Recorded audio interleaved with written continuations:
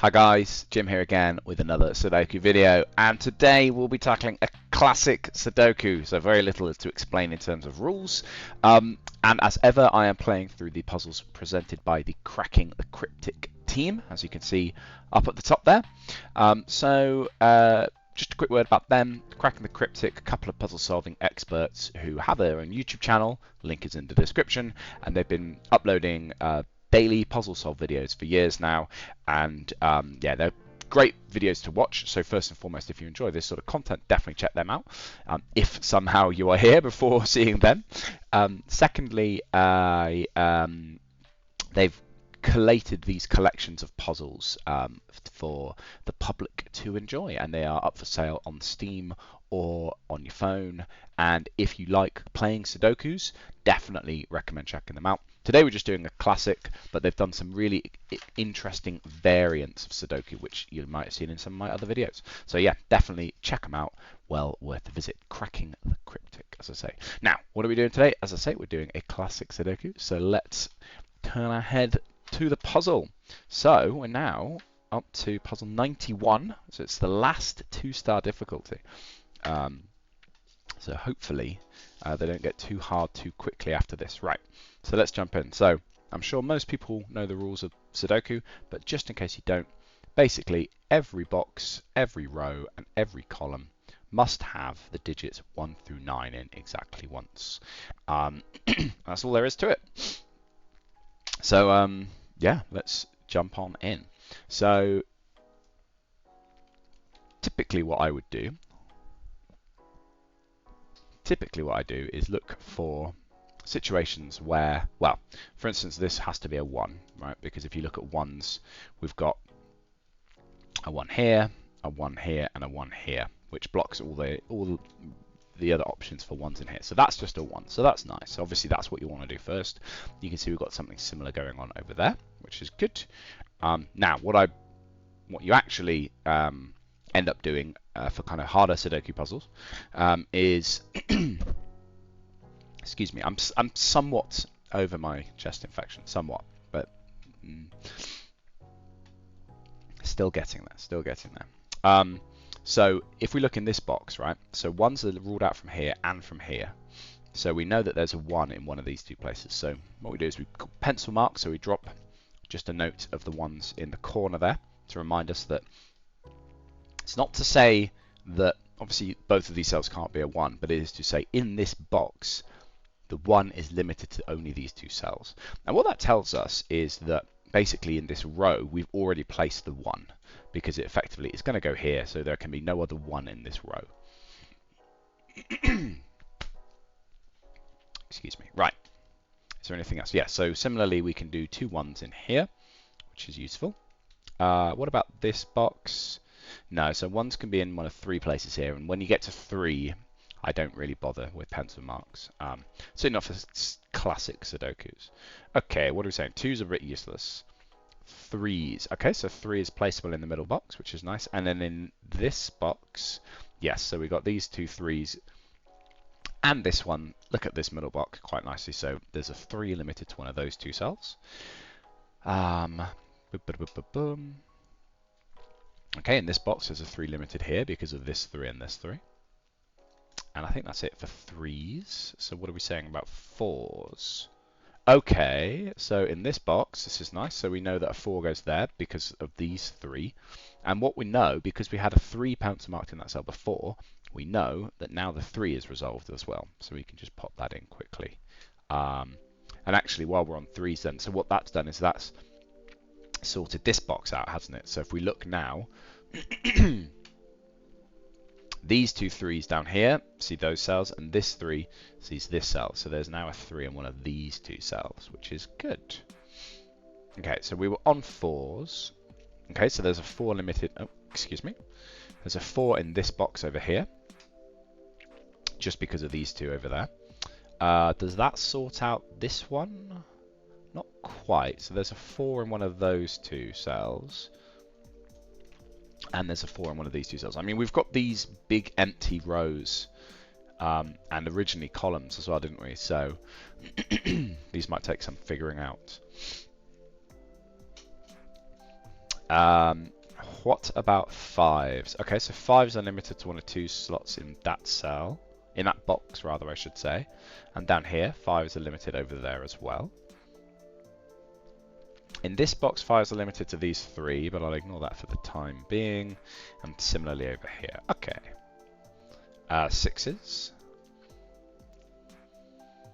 I'm sure if you're good at Sudoku, you can like spot which digits you should look at first, but I find it easier to just sort of count your way up.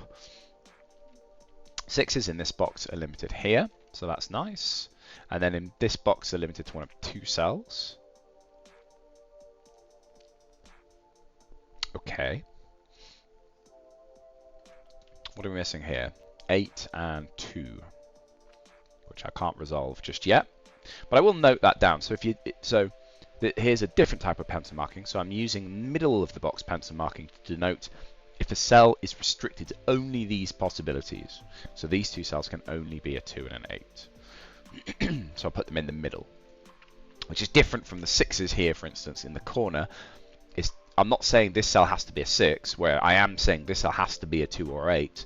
What I'm saying, this cell in this box, a 2 cell, blah, blah, blah. Okay, sevens. Right, so sevens in this box are given, effectively. Sevens down here, we got sevens limited to one of these two cells. Here we go, so here's some nice logic. Right, so in this box, sevens are limited to one of these two cells, as are sixes.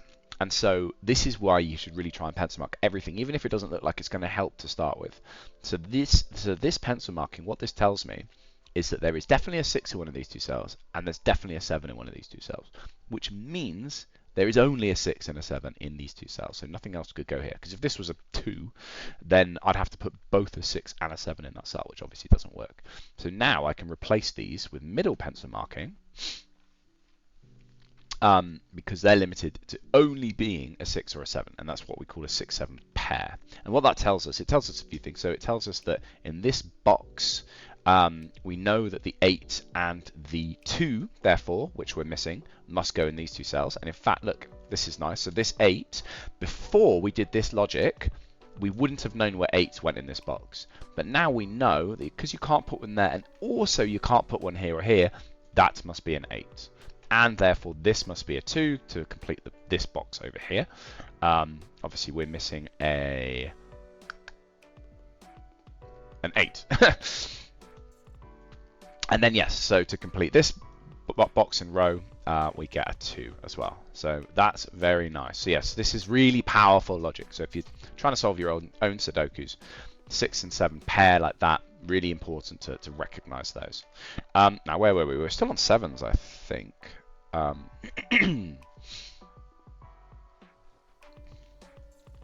Okay, we moved to 8s, and we just did some work on 8s almost by accident. So 8s are limited to one of these two cells. And that might be it. Okay. Any use on 9s? Okay.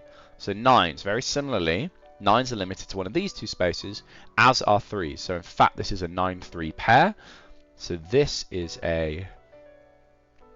Well, this is a 2 or an 8, and then these must be 2 8s or 6s. And I can tell you that's not a 2. So in fact, that's a 2 or that's a 6 or an 8.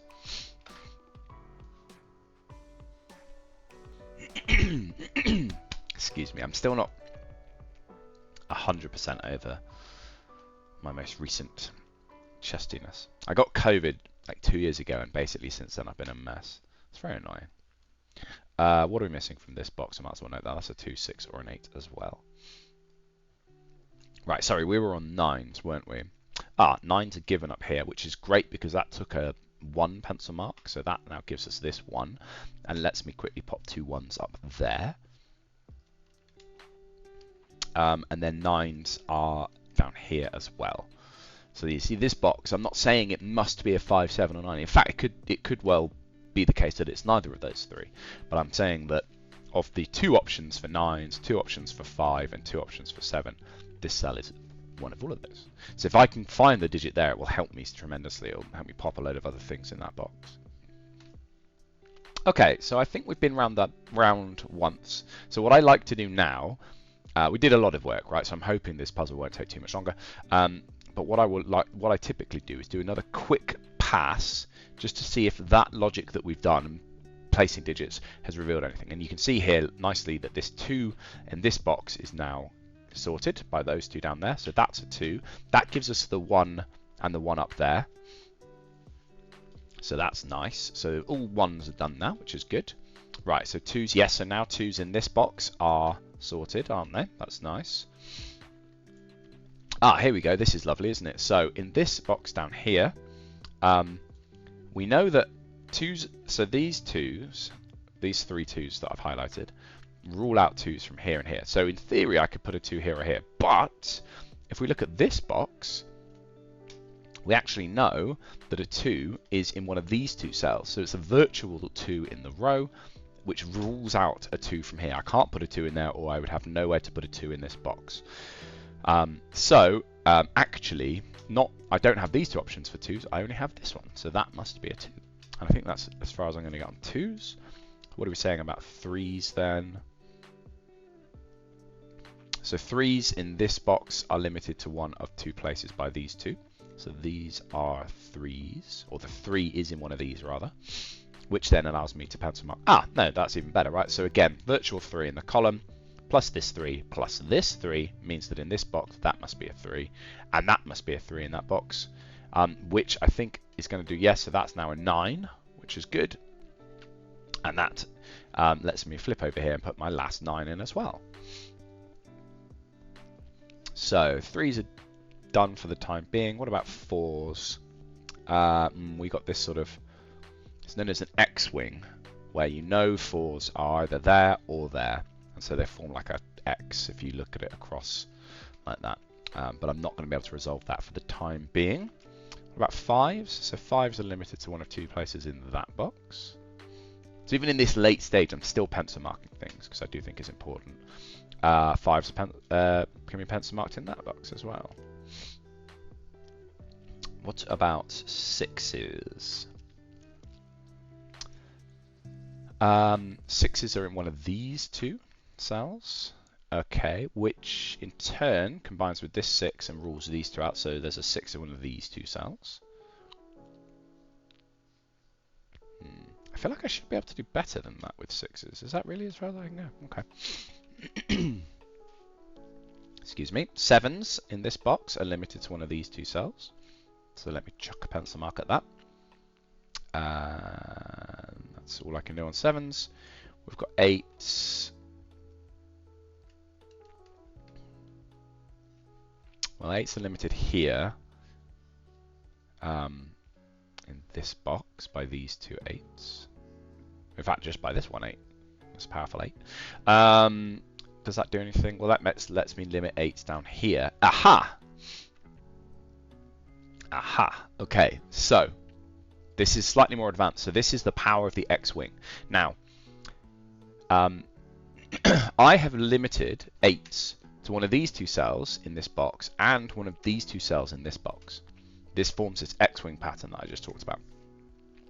The powerful thing is, now this I got from box logic. I didn't get this from rows or columns. But what this tells me is that, firstly, they're virtual 8s in their columns, right? So that's fine.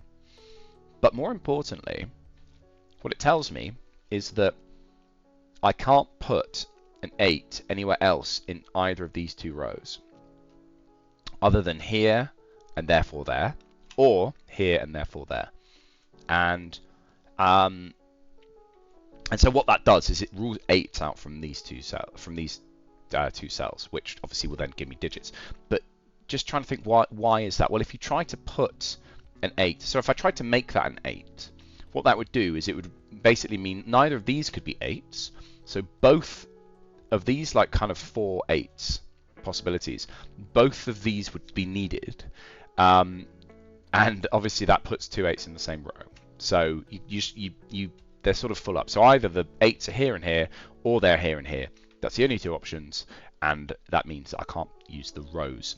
So what that gives me, that is a 2, that is a 6, that is an 8, that is an 8, that is a 2, that is an 8, That is a 6 and that is a 5. Wow, okay. And I'm still going actually because now this 5 is resolved. That means this 4 is resolved. That means this 3, 7. Wow, this is a connect the dots if I've ever seen one. 6 and 7 are sorted there. Goodness gracious me. That's a 5. That's a 4. Wow. I don't think I've ever had a puzzle so completely collapse in on itself with one little bit of logic. That's a 5. That's a 5. That's a 7. Here's the 8 resolved. Goodness me. I really wasn't expecting this. That's a 6. That's a 6. That's a 6. That's a 3. That's an 8. And that's a 7. Oh my god, it literally just like... I thought I'd have another 5 minutes at least at that, but no, everything just kind of crumbled. So that's the power of pencil marks. That's the power of using this software, more to the point, because if you correctly place a digit elsewhere that would remove a pencil mark, it does it for you, so it's easier to kind of figure out. It would take longer if you were doing it pen and paper, for instance. That would take a lot longer. But anyway, yeah, really good puzzle. Really enjoyed that. Nice use of an X-wing, a couple of pairs in there as well. So good logic. My last 2-star difficulty, classic Sudoku. So I'm excited to move on to the 3 stars very soon. But that will do for the video. Thank you very much for watching, as ever, and I will see you next time. Cheers.